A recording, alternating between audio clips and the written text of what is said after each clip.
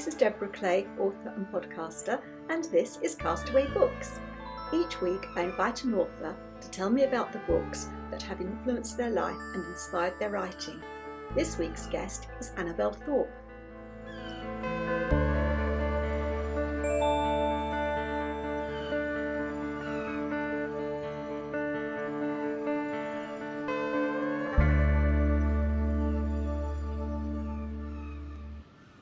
This week's guest is Annabelle Thorpe, and Annabelle is a travel writer and an author, and I'm fascinated by the books you've read, and I really wanted to read The Village Trattoria because I've got it on my Kindle, because it sounds like my sort of book, a sweeping World War II saga. So I'm really excited to read that, and even more so because The Moonlit Piazza, the sequel to The Village Trattoria, comes out tomorrow on March the 20th. So congratulations, Annabelle. Thank you, Deborah. Lovely to meet you. So I'm really excited as well by the books you've chosen because you've got several of my favourites there. So and one I haven't read. And so I always end up reading extra books after interviewing my wonderful authors. So let's start off with your first book. Okay, so it was a really tough choice to choose one from my well, not childhood, I suppose, yeah, probably childhood. But I went for Little Women by Louisa May Alcott, which is one of those books that just stays with me. I still love. Kind of, I rewatch the films regularly, and I think, like a lot of writers, it's the character of Jo that just comes off the page, and that I can't remember. I was probably, I don't know, maybe 12, 13 when I read it, and she just seemed like the embodiment of kind of everything I wanted to be. She was so independent and feisty, and she wrote, and she didn't take any prisoners, and yeah, I loved it. Have you got a favourite of the films? I like the one with Susan Sarandon and Winona Ryder. I saw the Greta Gerwig one that came out 2 3 years ago, and I did enjoy it. But I think often it's whichever one you watch, kind of, when you were younger. And I think Susan Sarandon is such a great marmee. She's just lovely. I love the Winona Ryder version as well, because I think that one really reflects about the trials and tribulations of being a writer. It really does look at her pain when she kept on writing and she wasn't getting anywhere, getting her work published. And her father in that version of the film said something wonderful. He said, it's a very precious gift you're writing. Don't throw it away. So it's like, in your hurry to be successful, don't settle for less and throw away your gift. Let it mature. And then she had. And I think that's really wise and really relevant now as well. I mean, I think with writing it is very difficult. You are always really keen to get something published in my journalistic career as well. But you can fire stuff off and it's not as good as it could be, or not as true to who you are as you would wish it to be. And so I think patience and time are really important. And also, I should mention that she does end up with Gabriel Byrne, who I just adore as an actor. So that is probably part of it as well, to be honest. I know. I love the ending on that one too. No, I absolutely agree with you. And I'm always saying, I have a podcast, The Mindful Writer. I think it's come up on that several times and talked to different writers. The advice to younger aspiring writers is don't be in such a hurry, learn the craft, enjoy it, and know that you've got so much more to give, and allow yourself to reach your potential. Because in these days of indie publishing, and I'm an indie author, I think people push themselves to publish too early. And just as Jo's father said, don't throw away your precious gift. Let it mature, let it deepen. And then when it's ripe and ready, then share it with the world. Absolutely. And I think writing is like a muscle. I think it's exactly like any other muscle. The more you write, the better you get. I just don't think there's any two ways about that. And, you kind of learn about your own voice, and you learn about, the kind of characters that you want to create and the stories that you're writing fits as well. I mean, it's, writing a novel is a massive undertaking. And I know that people find it very daunting. And I often have people say to me, oh, I'd love to write a novel, but I wouldn't know where to start. And I would say, just start. Don't that self-defeating voice is so strong, I think, when it comes to writing. And actually, I think just getting that well, not pen to paper anymore, but getting your fingers on the keys and just starting, and then you just don't know where it's going to take you. And pen to paper, because it's very different part of your brain, I think, comes into play when you do a pen and paper. I think both. Mm. Yeah, I do all my research longhand. I Oh, can't, but because I tend to, I'm not somebody who writes very slowly, so I tend to sort of just type stuff out quick, fast, and then I print it out and I redraft and I redraft and I redraft. So typing works for me when I'm writing, but in terms of research, I think it goes in to my mm, head much mm, better mm, longhand. I agree.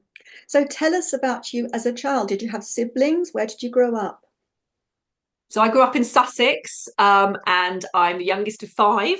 Wow. Uh, I know, I know. So yeah, and we were a big happy family, and yeah, it was lovely. Lived in a house, big garden. We used to have like a lot of lunches in the summer in the garden. My siblings are all older than me, so it was always um, lovely when they would come for the weekend, and we'd all have get-togethers. And I think that's probably why Little Women had a part of an appeal. They're a big family. She's got three sisters.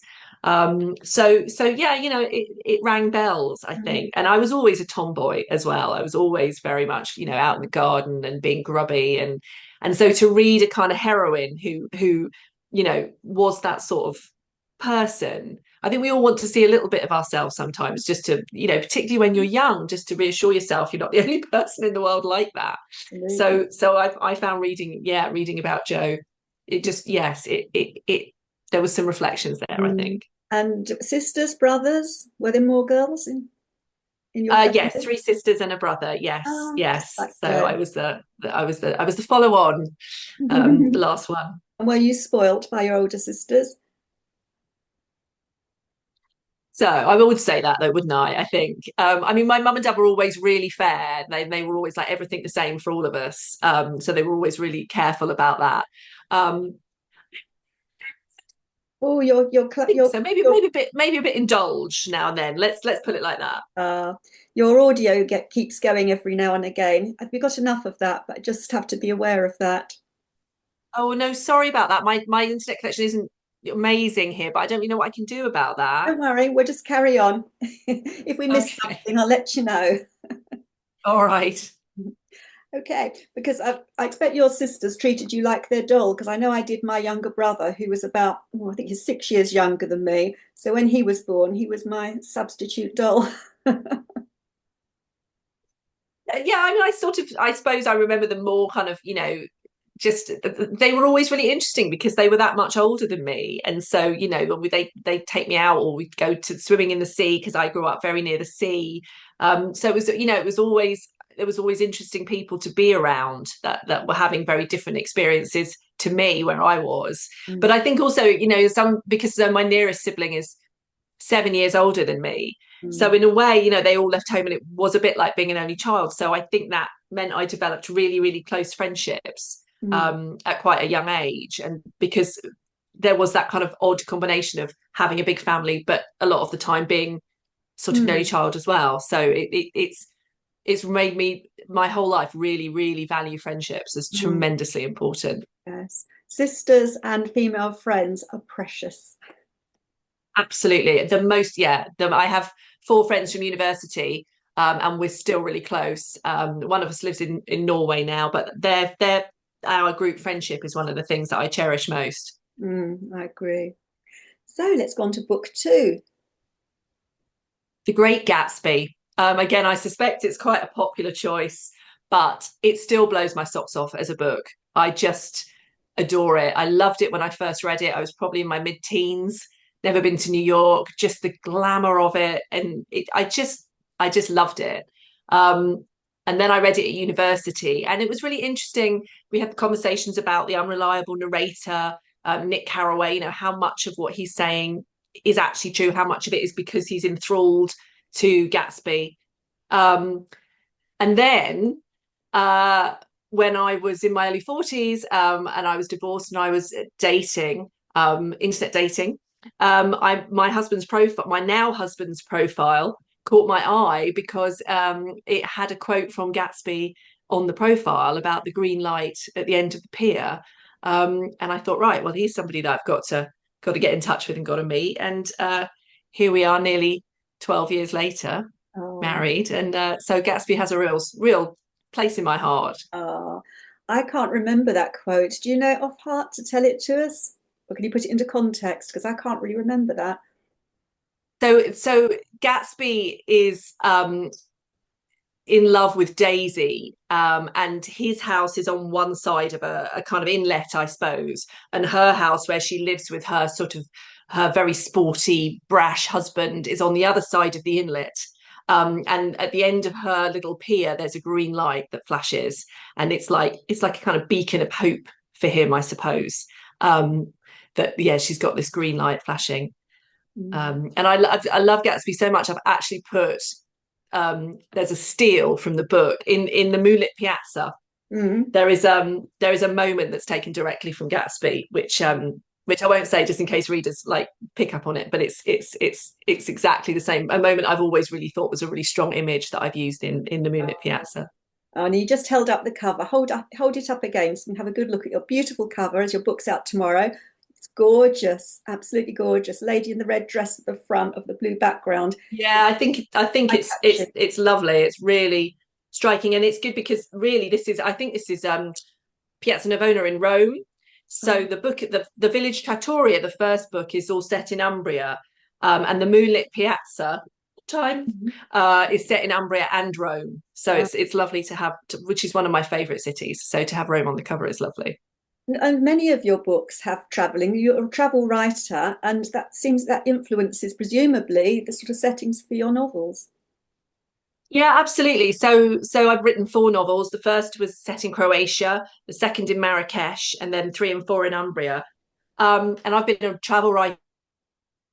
Um, so it's and travel is something that just is absolutely integral to my life. And so when it came to writing books, I wanted to set them overseas, but also I wanted to write them in a way where the location is almost another character, where you are really, really immersed in where the books are set, and you see the good and the bad. Because I think I don't want to just write books where it's all like idyllic and hazy sunsets and perfect, because every location has its good and bad side. So I try to make it as real as possible, because I've always loved armchair traveling through books from my earliest, and that was Gatsby. It took me to New York. So that's always been something that I've really enjoyed with books, and that I try to do that with mine. So it makes me even more want to read them.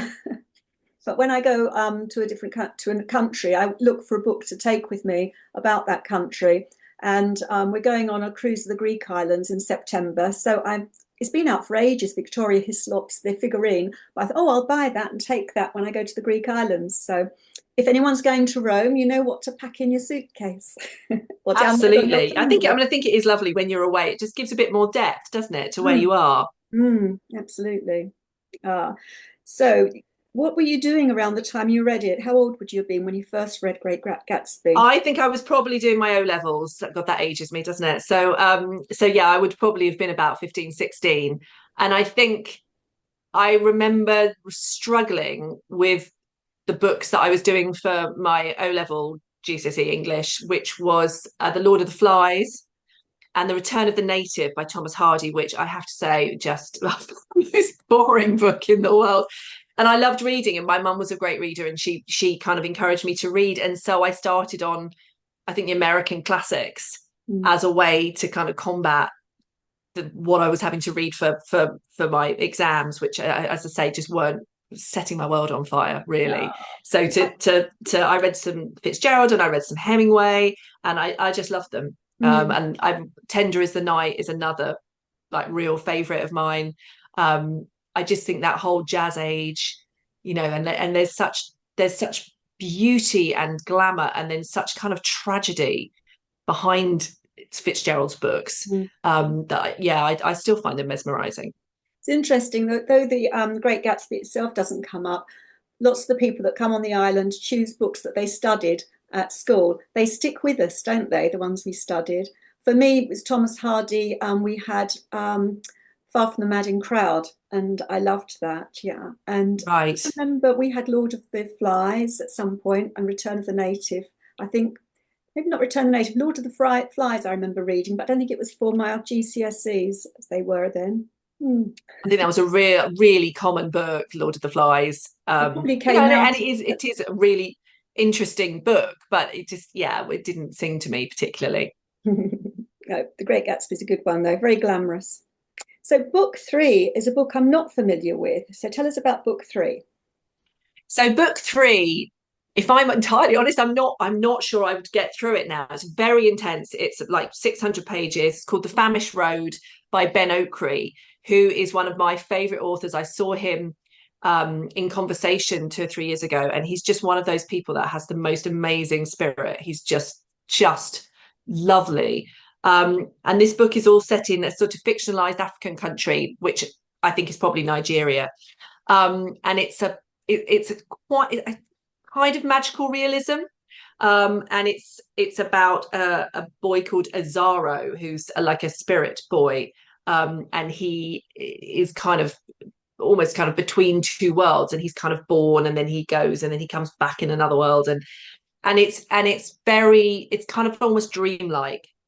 And I remember reading it. It was after university, and I'd done an English degree. And again, I think it was that thing.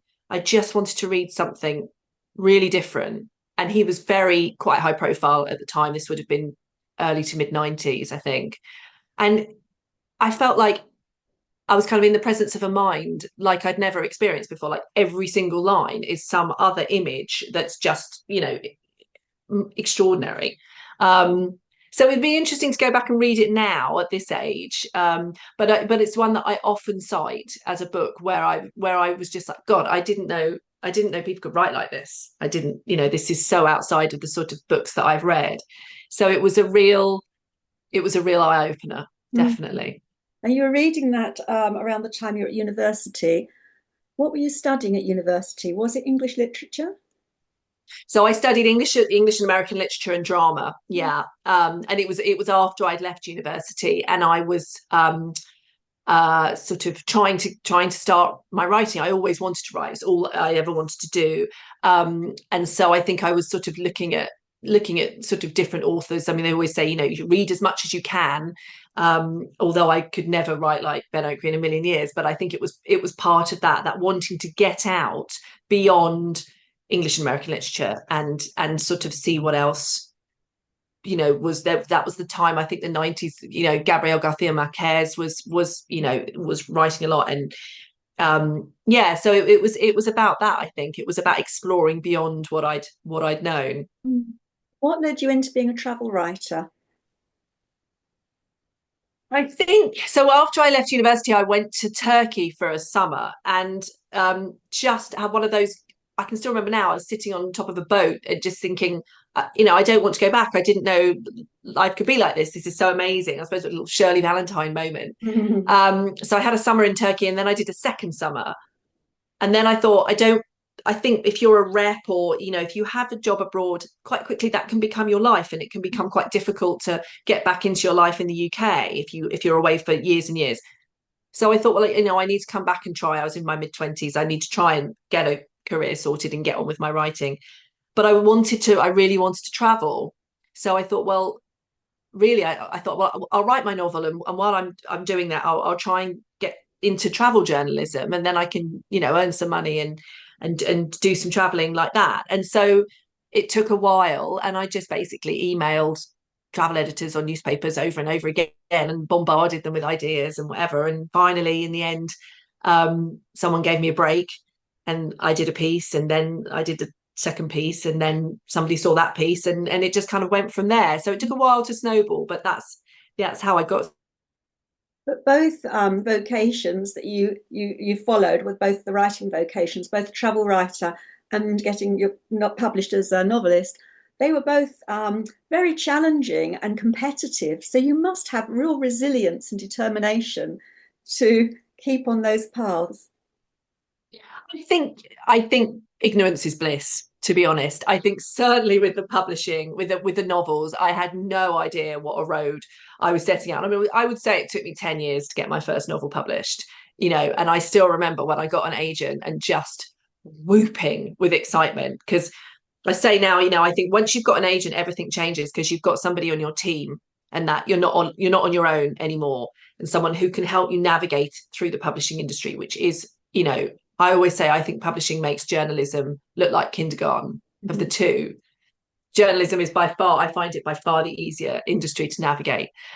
So yeah, I mean, I suppose so, but you don't think about things like that in life, do you? I suppose you just, particularly when you're younger, you just think anything's possible, and you know, and just go for it and learn as you go, that perhaps it's more difficult than you thought it was going to be. But you managed to earn enough to survive in those early days. Well, I think, yeah, but I think in the 90s as well, in the late 90s and the noughties, travel was really exploding. And, you know, it was a really, my timing was really good. Funny, I was talking to my old editor recently, and she was saying, oh, so I work for the Times, and the travel section in those days was 60 pages. So Mm. it was huge because obviously it was pre the internet and it was pre, you know, Mm. influencers and TikTok, you know, travelers and whatever. So there was a lot of travel content being generated. So I Mm. think I did hit it at a really good time. Yeah, it's what you were meant to do. Well, I don't know. It's certainly I've been incredibly fortunate, and it's, you know, it's a fantastic job and I still love it. Yeah. And now you're bringing all of that experience to your wonderful novels, which is wonderful. And the historical Yeah, it's element. And you've sorry.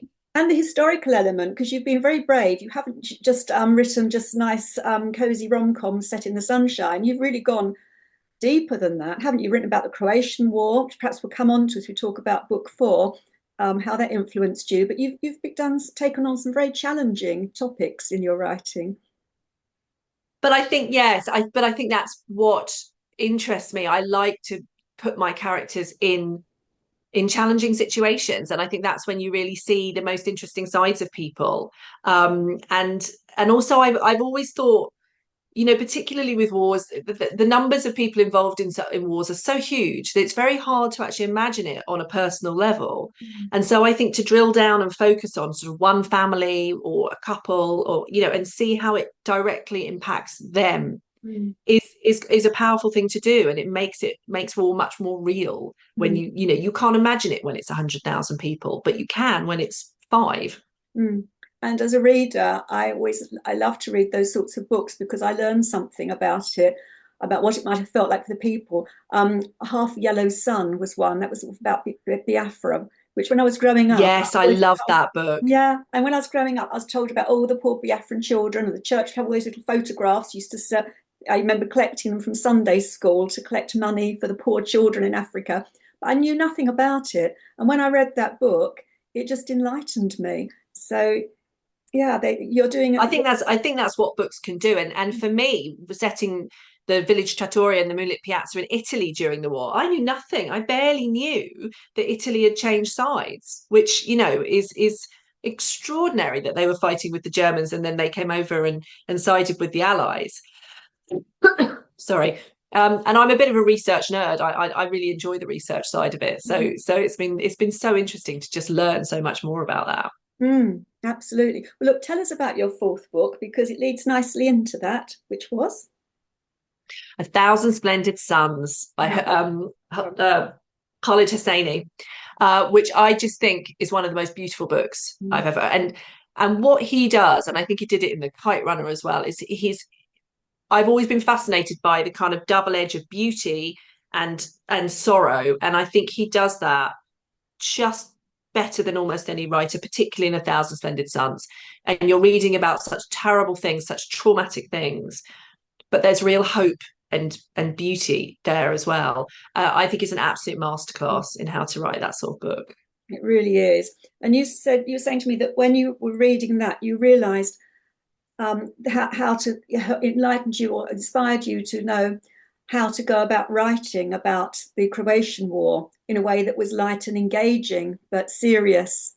So can you tell us a bit about that? Yeah, I was very nervous. So when my first book, The People We Were Before, when I first wrote it, it had two halves, and the first half went up to the beginning of the war, and then the second half was sort of 10 years later, and the main character was looking back and sort of still dealing with the fallout.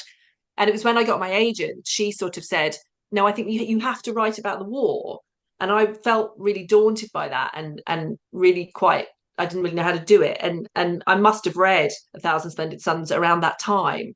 And it was really helpful to me because I was like, okay, no, it is possible. You can write about awful, traumatic things without it being the kind of grueling read that you want to put down. Mm. because it is a difficult balance. I mean, nobody wants a book that is so distressing, or very few readers, I think, that's so distressing that they, that they have to struggle to get through it. Mm.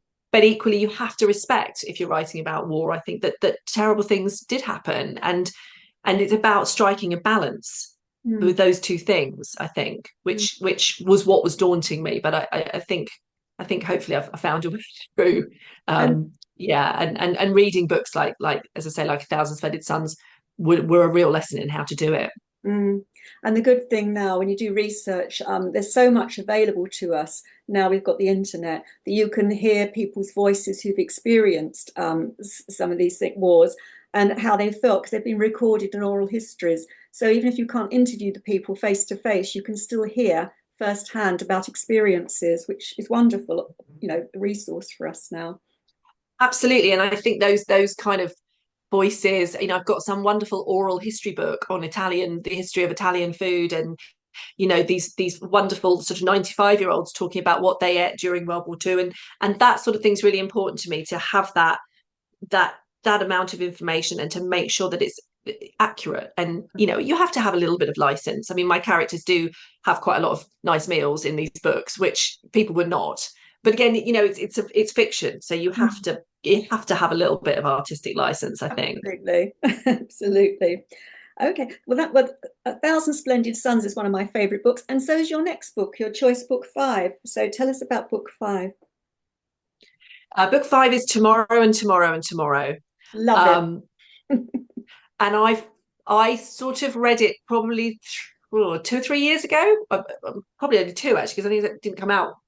And I just found it a real, again, I find myself really inspired by other writers. And I think I was maybe struggling a bit and feeling a bit sort of trammeled in what I was writing. And then I read this book, and it's all set in the gaming industry, about these two friends who meet with their kids, well, and a third friend.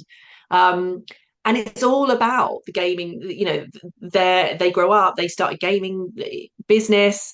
And that's just not my world, really. That's not something that I find particularly interesting. And I could not put it down. I just thought it was just clever and moving, and I learned about that world, as you were saying. I learned about the gaming world and aspects of it that I didn't know.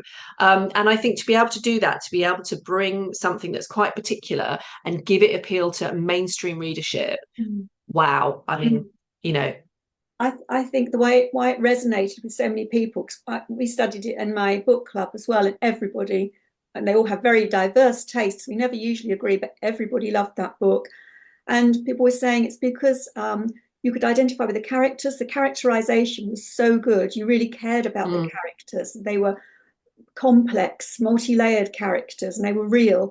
And the other thing is it could have been any creative industry, because the struggles, the highs and lows, the whole thing as we know about being creative is similar. It could be writing, it could be art, it could be music. It was games, but you didn't have to be into games to get it, I think. yeah, I think that's a really, really good point. And I do think that about characters. Sonny, I've just written a piece about writing strong female characters, and I think the best characters are those that where they have their flaws, and they have, because we're all a mix of our best intentions and our worst impulses, really. And the characters that we love the best, I think, are those that are human and are fabulous and charming and funny, and but also have their irritations and their things that Imperfect. aren't perfect about them. Yes, absolutely, absolutely. So you were reading this book. Oh yes, you told me you were saying you were working on, that's what I was talking about. You were working on a sequel at the time. And so you were thinking about how to write a sequel. Now that interested me, because I've written a book with a sequel for the first time in my writing career, and it is difficult to do. So how did that help you in writing a sequel? I was really surprised. I just thought, I've got my characters, I've got it all sorted. I'll just be off and running. And I really struggled. And I think it's because there is, although the village trattoria leaves some questions, in one way I felt I told that story. Hmm. And so it took me a while to understand how I was going to tell another story about them. And part of that is bringing, a couple of the characters that were side characters in the village trattoria, bringing them to the fore in the moonlit piazza, and telling their story. But I think also, I to do two books in the same place, same characters back to back is it's quite a lot of the same thing. So reading Tomorrow and Tomorrow, I think, made me think, yeah, but there are other things that I'll be writing about in the future, Mm. and there's an Mm. infinite number of topics and subjects and areas that I can be writing about, and it was a real breath of fresh air. Mm. So yeah, I think that's probably why I chose it. Uh, so will there be any more in the sequel after the Moonlit Piazza, or is that the end of that series, the two books? I don't know. I mean, there is a world where, yes, there are further books, but I don't know at the moment. That's something to sort of see for the future. Wait for the next But inspiration. I think the thing is, when you've got a family like this, there's always more to tell. Yeah, yeah, we will enjoy reading them, and I can't wait to read. So congratulations again on your book coming out tomorrow. So Thank you. do you recommend people read The Village Trattoria first, or can they read it as a standalone?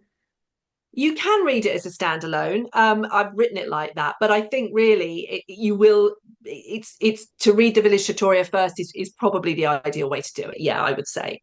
Good, good. Well, there's two books for everyone to add to their reading list, especially if you're going to Italy. So before you leave us, I'd like to ask you, what is the luxury you'll take with you to the island? I think this is such a great question. I always really enjoy it on Desert Island Discs. And my first thought was, oh, a typewriter or a pen and paper. And then I thought, actually, no. If I was on a desert island on my own, I would need music. I would absolutely need music. So I would like a music streaming service so that I can, because I wouldn't be able to write, I think, with it if I didn't have some music. So that would be my choice. Excellent. Well, that you can have that. That's not breaking any rules. You're very welcome. Thank you so Thank you. much, Annabelle. It was absolute joy talking to you. Thank you for visiting my island. Oh, it's been lovely. I've really enjoyed it. Thanks, Deborah. Bye bye.